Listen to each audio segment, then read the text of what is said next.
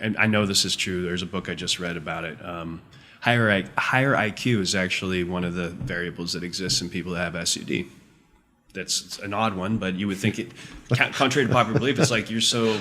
We're not smart enough to turn down the drink? Is that what you're saying? Well, I mean, but people who are smarter tend to have SUD more. So that's one of the things that we see. Another thing is an obsessive nature, right? So you thinking about it late at night, and I'm going. People who can't sleep and are ruminating, that obsessive nature is an inability to be satisfied. There's solid reasons in the brain for why that can happen. Yeah. It's not just because you're awesome and you just are really determined. Right. There's clear different things around how your dopamine is working in your brain, and how sensitive or how dense your neurons are that affect the way that we feel about wanting more.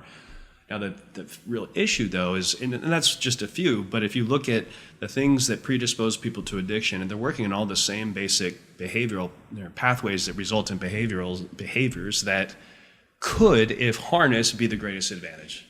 Absolutely. Obsession with something is not a bad thing. Right. Endless you could see it being linked to purpose, right? Yeah. I always say to the guys here, the reason you're here is because you suck at quitting. And I'm like, but that's a good thing. You want to be really good at not quitting. That's how you win in life, right? The difference between people who win and lose oftentimes is that the people who quit early, they give up. Yeah. Like you're some guy that you were on meth and you were riding your bike down the street at 2 a.m. with one shoe missing just so you get to your dealer, when everyone else, the normal people that aren't like you, they do cocaine once at a party and they're like, that was kind of weird and I'm not going to do it again. Why is it that you're different like that? Why can't you quit? And how do we take your not quit nature and apply it to law school? Yeah. These things seem obvious to me. Only after you hear them, though, you know? Yeah. I can't wait to get, I'm so excited to get the message out there more. Substance use disorder, chronic disease, it's bio-psychosocial is the behavioral health framework. Yeah.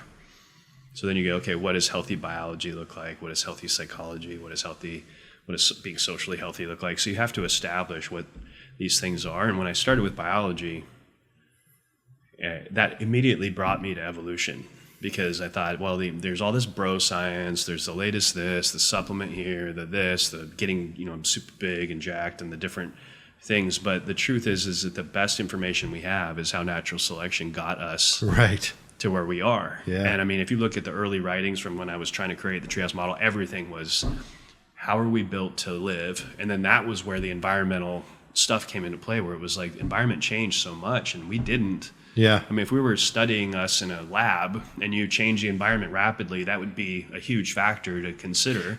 Or if you stop moving, if you said, I'm going to make this rat not move anymore, knowing full well that all the other rats that, for all the history of rats, have run around for many hours a day, hunter-gatherer style, you stop them moving, that would be a very big thing to look at. Why is the rat not healthy anymore? Yeah. Well, obviously. So Justin, is part of what you're doing trying to bring back elements of the ancient environment? Absolutely. That's interesting. Yeah, absolutely. I think everything we want to know about the health of our species can be answered by looking at the world through an evolutionary lens. It's so analogous to what Michael Rose was saying about diet, which is under 40 or 45 years old, you can eat your recent ancestral diet. Mine were from Ireland and France. Mm-hmm. But when you're over that age, you need to go back to our deep ancestral diet in Africa. Right? And so his point was he's trying to bring elements of the old ancestral environment to bear upon today's people. That's exactly what you just said. It makes sense, right? Yeah, it does. There's all these weird there's all kinds of different things to look at with this. So, for example, I teach a book in my class. I teach a class here, and I teach a book called Tribe. And the whole theme in the book is that when human beings experience an external threat, an existential threat, that they come together. And it's, contrary to all belief, it's like right. Wartime makes people more happy. Yeah. Right? So when we have these threats on the outside, we suddenly come together and mental health gets better after 9/11. Everyone's united. I think Reagan said that if we want world peace, we just need an alien to show up on the White House lawn, right? Yep. And then suddenly the human race. So why is that? Well, it could be that we're all built for love and you can make it woo-woo, but really there's actually an evolutionary reason for this. There is. Which is that when things got hard and there was something bad going on, we had to collaborate more. Yep. And anyone who didn't do that died off and their genes didn't get spread. And so we are built to form interdependent bonds. So if you want to know what socially healthy looks like, yep. you got to know what you contribute and you got to know what you need. And you have to be able to be clear about how you're contributing to your environment And people have to collectively align on something. And I think purpose even sits like right square in that. Why humans need purpose so much is because back in the day, it was like I killed the antelope, you made the baskets, I had to have a purpose. And guess what? If I don't have one, that's a signal. Yep. Something's wrong and I'm going to die because I'm going to be isolated and everyone else is going to eat and I'm going to be over in the forest by myself. And that means certain death. I mean, what you're describing is absolutely the truth here, because people have this funny view of evolution. They keep thinking of individuals and fitness of an individual.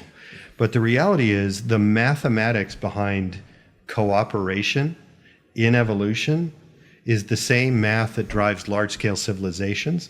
It's the same math that drives voluntary transactions in free market capitalism. And there's a very interesting guy, he was the former head of R&D at Goldman Sachs, Paul Burchard. He's in LA, brilliant guy, 180 IQ kind of guy. He's actually got patents on emotional AI and moral AI. And he does all this super interesting work that's mathematically grounded. And he points out that morality, a system of morality and collaboration, and our human emotions as well that are tied to those things, are an evolutionary imperative and mathematically necessary for civilization 100%. Scale. If you like this clip with the founder of TreeHouse Recovery and would like to hear the rest of the episode, you can find the complete podcast on the Justin McMillen Podcast channel. Please like, follow, and subscribe.